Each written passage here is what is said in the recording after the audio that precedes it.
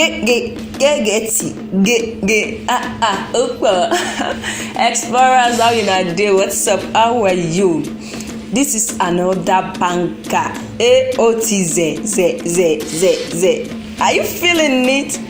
So guys, don't forget to subscribe. Click on that subscribe button, guys, so you get notifications whenever we drop another banker.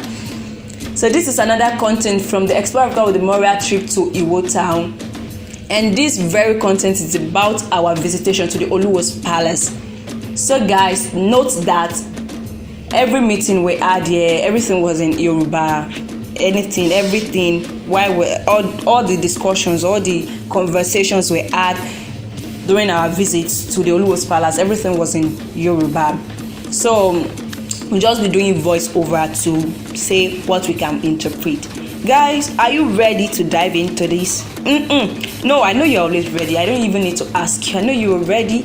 So guys, let's go. Get. On our arrival at the Oluwo's palace, we met with the prince. Should I call him the heir? But it's like the second in command. We are to see the king, and the king is not available. We are going to see him. He's a prince. So we met with him. He was the one that talked to us about the history of Oluwo town, how Oluwo came into existence, the Odidere, the bed, the Odoba, the kings that have passed, the founding king, the founding priest, everything. He talked to us about the whole history of Oluwo town. Just as every Yoruba land has its history, Oluwo also has its history. And the prince took us back to how Oluwo came into existence by linking Oluwo town to Ile-Ife, the source of all Yoruba. He talked about Oluwo Gbagida, the first female king in Ile-Ife, and she's the 16th king. He narrated the reason why the woman was made a king, and he talked to us about how they were trying to enthrone many males as king, and when they get into Bebi, which is where they do all the rites before they would enthrone a new king, before they went through a new king, that they died after being taken into the Bebi. So, and when they consulted the oracle, it was fulfilled to them that they should put a female on the throne. That was how Oluwo Gbagida became the first female Oni of Ile-Ife, and she was the 16th king of Oni Ile-Ife. That was what he told us. So Oluwo Gbagida gave birth to Adekola Telu, who now founded Oluwo town. Adekola Telu, the founder of Oluwo town, was the only child of Oluwo Gbagida. Legend has it that when he was a kid, he always cried until a crown was brought to him. And when the oracle was consulted, it was revealed that he was a glorious child and he would become a king. When he grew older, when he became an adult, following the instruction of the oracle, it was decided that he should go found his own town. He should go and establish his own territory. And two powerful men were given to him to escort him to found another town of his own. And the oracle told them before they left Ife then that until they see a bird called Odidere, they should not stop. They should stop where they see a bird called Odidere.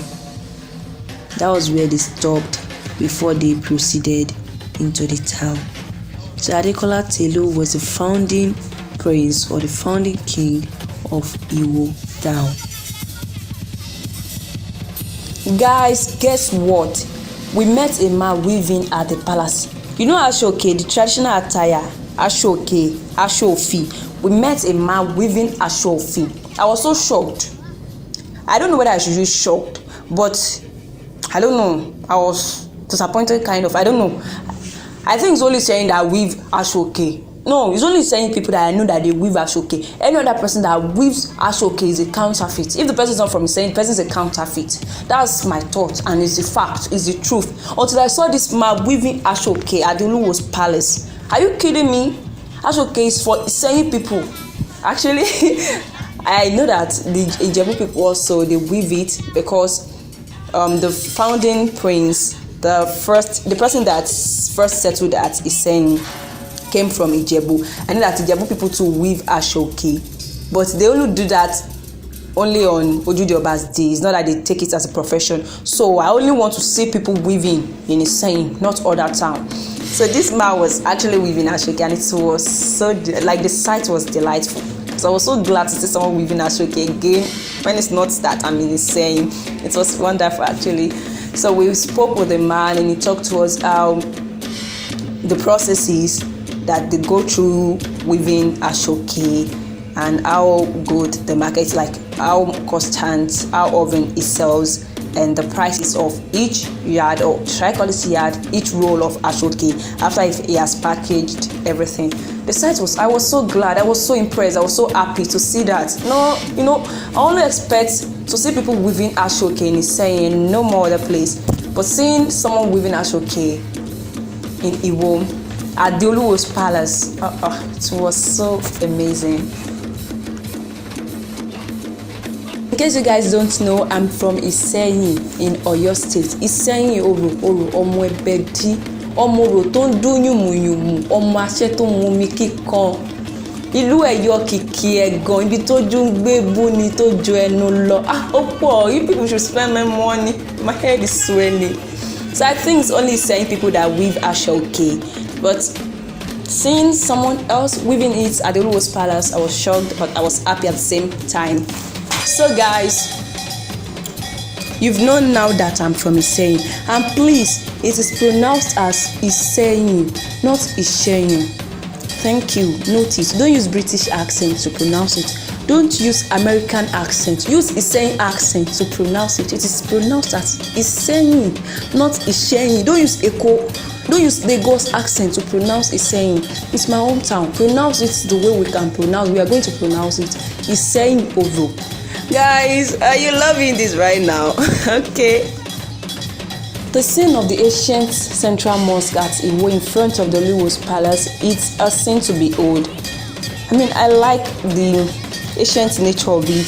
The painting looks ancient, and it symbolizes something. It tells a tale, it tells a story, and I was so in love with it. So I asked my videographer to take it because I love the site of the mosque.